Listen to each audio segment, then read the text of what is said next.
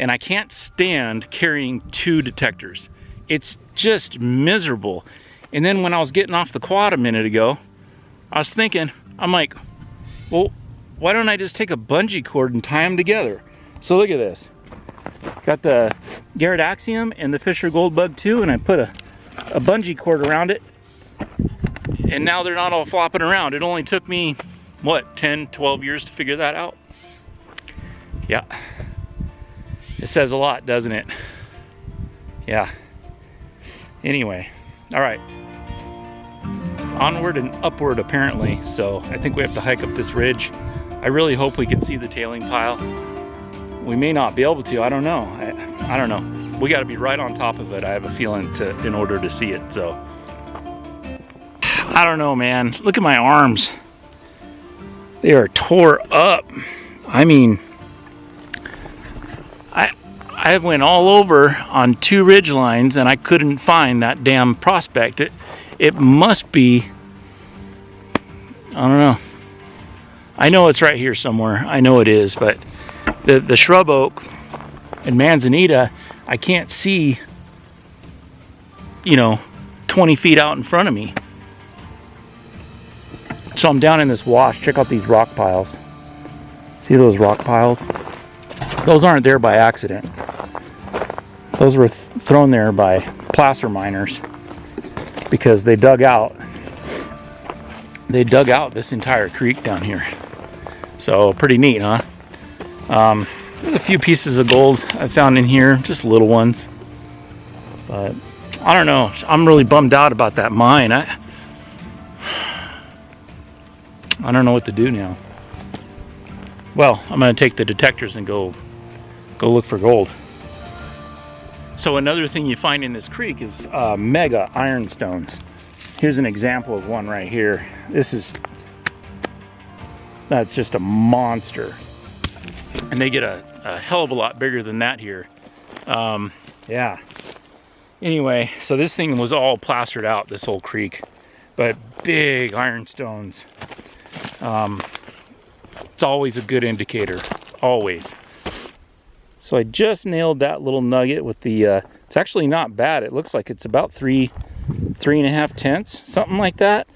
But I just nailed it with the Fisher Goldbug 2 on this bench. And anyway, I don't have a whole heck of a lot of time left, but I think I can stick this out for another couple hours. I'll be all right. But anyway, it looks like a little storm moved through here and exposed some fresh bedrock. Yeah, so right on, little nugget. Well, I'm pretty glad I came to this other spot because I just nailed another nugget. And this one's a little more denser, a little more solid, so I think it's actually gonna weigh more than that other one I just got. But yeah, take a look at this. See if we can put it in the sunlight here. Look at that one. Nice little chunk. That is a nice little chunk right there. So anyway, I'm just gonna keep on going up here with the VLF. I've got the Garrett Axiom for a PI and that needs to be done, but I don't think I'm gonna have time. So I'm just hitting bedrock with the VLF. I'm finding a lot of trash. So much trash. But that kind of goes with the territory sometimes. Check out all these ironstones, you guys. Pockets of them laying on the bedrock. Just pockets of them all over. So where those ironstones dropped out at, chances are gold, if gold's around, gold would kind of probably be in the same general areas where the heavies dropped out. We just call those heavies.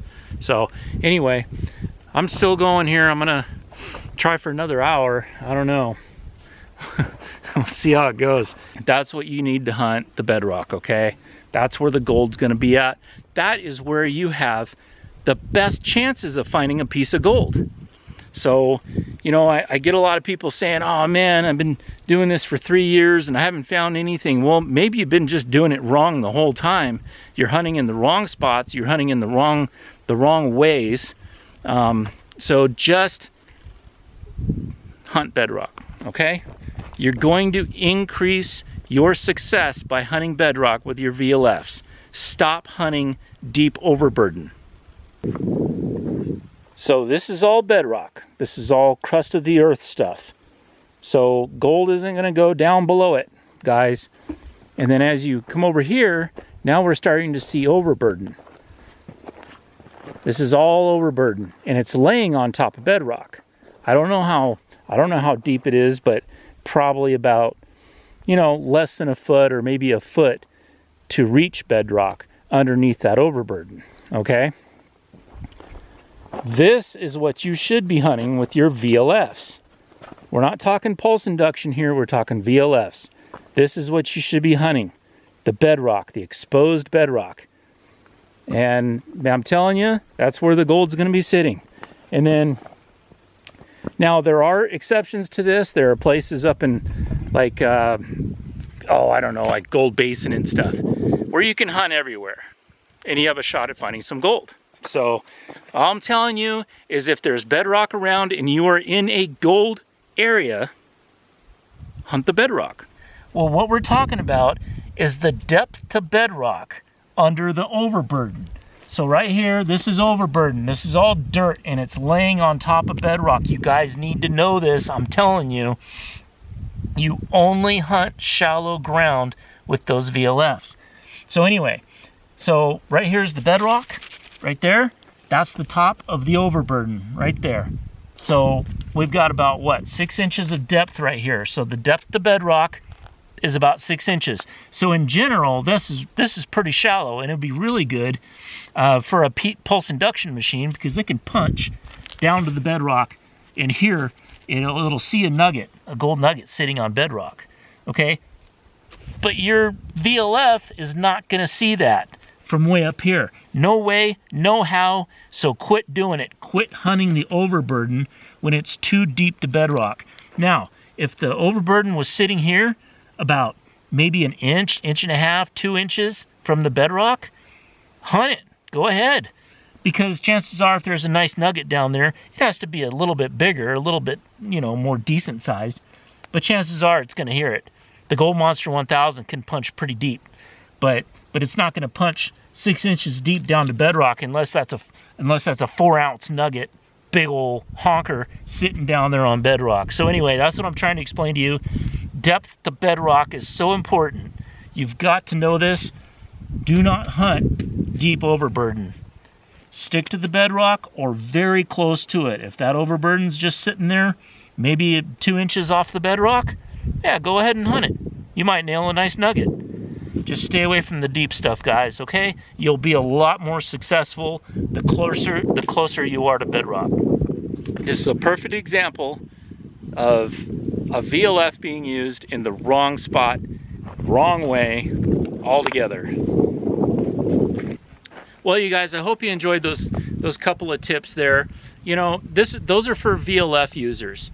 I just want you to be more successful, and you will be more successful as long as you are in gold producing areas and you're hunting bedrock. You don't want to start hunting stuff that's really deep, you want to stay away from that, and you're going to increase your chances of finding a bunch of trash because there's almost always going to be trash in the overburden. Sometimes there's gold in the overburden, it happens, but look, we're talking about limiting your chances of finding gold by doing things the wrong way. Increase your chances to find gold by doing things the right way. I'm going to call it a day. So these are pretty nice here. I don't know if I'm going to be able to show you those or not. But yeah, a couple nice little nuggets. I bet it goes about 4/10 to a half a gram total. So right now that's about 40 bucks. Hey man, you know what? That paid for my gas. Well, hey guys, as usual, thank you so much for being here and watching the video. Thank you so much for being a subscriber. And if you're not a subscriber, why aren't you? It's free. Just hit the little button down there that says subscribe and you're in. Anyway, all right, that's it for today. We'll catch you next time.